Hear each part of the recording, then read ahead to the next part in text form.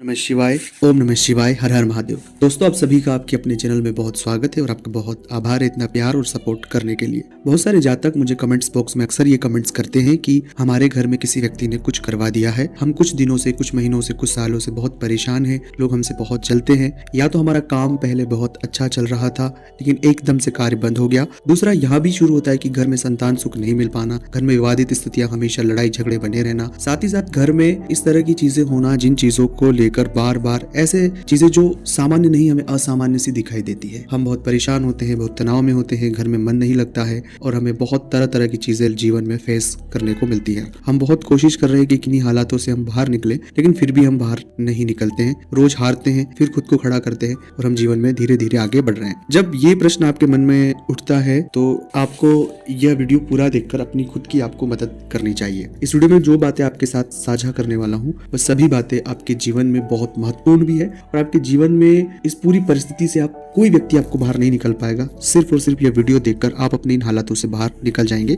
ये मैं आपको दावे के साथ चीजें बता रहा हूँ। अब रही बात कैसे निकलना है, क्या चीजें, उन सभी को हम बहुत विस्तार से इस वीडियो में समझेंगे। इस वीडियो को सिर्फ अंत तक देखकर, आखिरी तक देखकर आप अपनी मदद कर सकते हैं।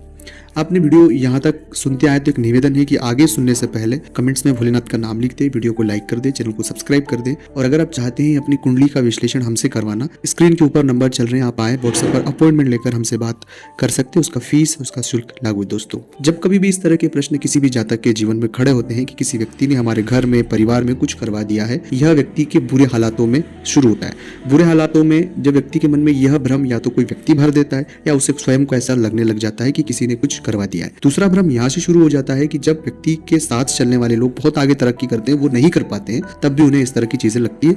जो लोगों को उन्होंने सिखाया वो लोग आज आगे बढ़ गए और वो पीछे रह गए।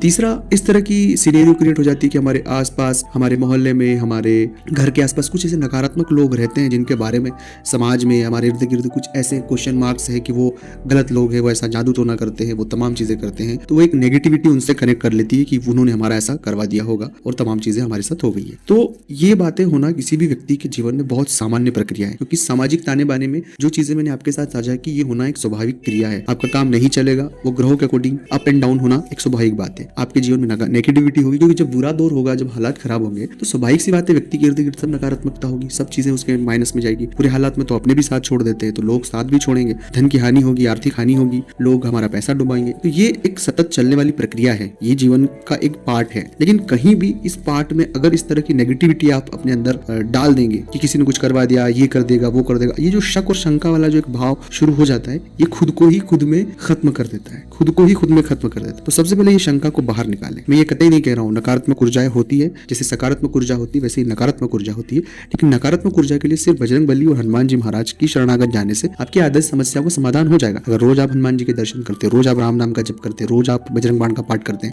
अपने घर के आसपास हनुमान जी के मंदिर दर्शन करने जाते, कोई भी इस तरह के नेगेटिव पावर आपको कुछ नहीं कर सकती। भूत पिशाच निकट नहीं आवे, महावीर जब नाम सुना तो वो सभी बाधाओं को स्वाभाविक रूप से हर लेते हैं। तो ये सिर्फ छोटा सा कॉन्सेप्ट अपने दिमाग में क्लियर रखें। ये छोटा सा कॉन्सेप्ट आप में दिमाग में अगर क्लियर रहेगा तो आपकी बहुत समस्याएं खत्म हो जाएगी। दूसरी समस्या कि हम खुद को नेगेटिव ना करें। मैं मानता हूँ आपके हालात बहुत खराब है, जो नेगेटिविटी का पूरा भार है, जो हमारा मन मस्तिष्क बहुत नेगेटिव हो जाता है, ये राहु की वजह से होता है। इसलिए जितना हो सके उतना राहु के प्रयोग आप करें। राहु के प्रयोग होते हैं, पीपल का वृक्ष लगाए, पीपल के वृक्ष के नीचे सरसों के तेल का दीपक लगाए, पीपल को जल चढ़ाए, जितना हो सके वृक्षारोपण करें, जरूरतमंद लोगों की मदद करें जो आप कर पाए। जैसे मान लीजिएगा किसी को शिक्षा की किताबें तो किताबें दे पाए, पेन दे पाए, 5 रुपए का पेन आता तो पेन, पेंसिल, रबड़, जो चीजें तो आप अपने घर में हमेशा नियमित रूप से बजरंग बाण, हनुमान चालीसा का पाठ करें, या अपने मोबाइल में या ऑडियो टेप बाजार से मिलता है, अगर आप अफोर्ड कर पाए, आप ले पाए तो वो लगाकर घर में 24 घंटे चलने दे। अगर हो सके जितनी ज्यादा देर तक चला दे, हनुमान चालीसा बार बार आप चलाने दे, चलते रहने। आपके घर में जो एक नेगेटिव एनर्जी है, जिस एनर्जी आपके द्वारा ही निर्मित की गई है, क्योंकि जब कोई व्यक्ति अपने घर में बहुत ज्यादा नेगेटिव लड़ाई झगड़े तमाम चीजें चलती रहती है तो आप अच्छा नहीं सोच पाओगे, और जहाँ अच्छा नहीं सोच पाओगे स्वाभाविक सी बात है कि नेगेटिविटी क्रिएट होना, तो एक ऐसी ऊर्जा जनरेट होती है हनुमान चालीसा से पॉजिटिविटी की, कि जो हमारी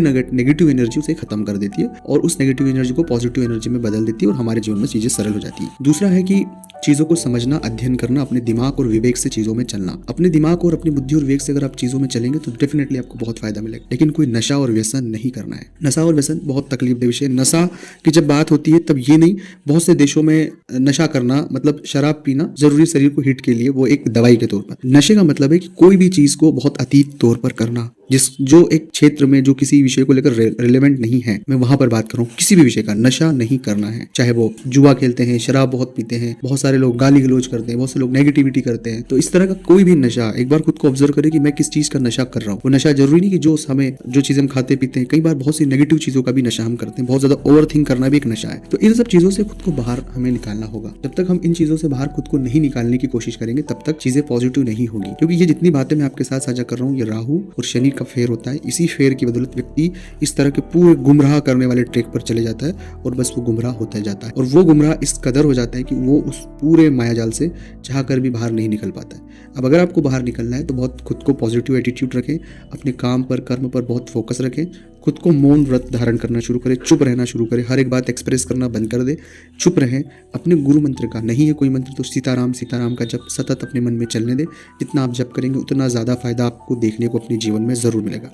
इसके अलावा कोई भी परिस्थितियाँ हो, चाहे कितनी भी खराब परिस्थिति हो, हिम्मत नहीं हारना है, निडर रहना है, साहस रहना है और खुद को पॉजिटिव रखना है। जब इस तरह की इच्छा शक्ति, मैं मानता हूँ कि इस तरह की इच्छा शक्ति के लिए बहुत हिम्मत की आवश्यकता है, लेकिन इस तरह की इच्छा शक्ति आपको जीवन में जितने सारे ग्रहों के नकारात्मक प्रभाव है उनसे हमेशा बचा कर रखेगा और आप अपने जीवन में उन्नति करेंगे। आप ये वीडियो अपने यहाँ तक सुना समझा, अगर अच्छा लगा हो तो वीडियो को लाइक करें। आपको वीडियो कैसा लगा ज़रूर कमेंट्स बॉक्स में बताएं। और अगर आप चाहते हैं अपनी कुंडली का विश्लेषण करवाना, अर्थात आप अपने जीवन में अगर इस तरह की कोई परेशानी से गुजर रहे हैं या कोई भी परेशानी से आप गुजर रहे हैं तो स्क्रीन पर नंबर चल रहे हैं, आप आएँ, व्हाट्सएप पर अपॉइंटमेंट लेकर हमसे बात कर सकते हैं। उसका फीस शुल्क लागू है दोस्तों। हमसे जो भी मदद हो पाएगी हम जरूर आपकी करेंगे। तो मिलते हैं अगले वीडियो में, तब तक के लिए ओम नमः शिवाय, हर हर महादेव, जय शिव शंभो।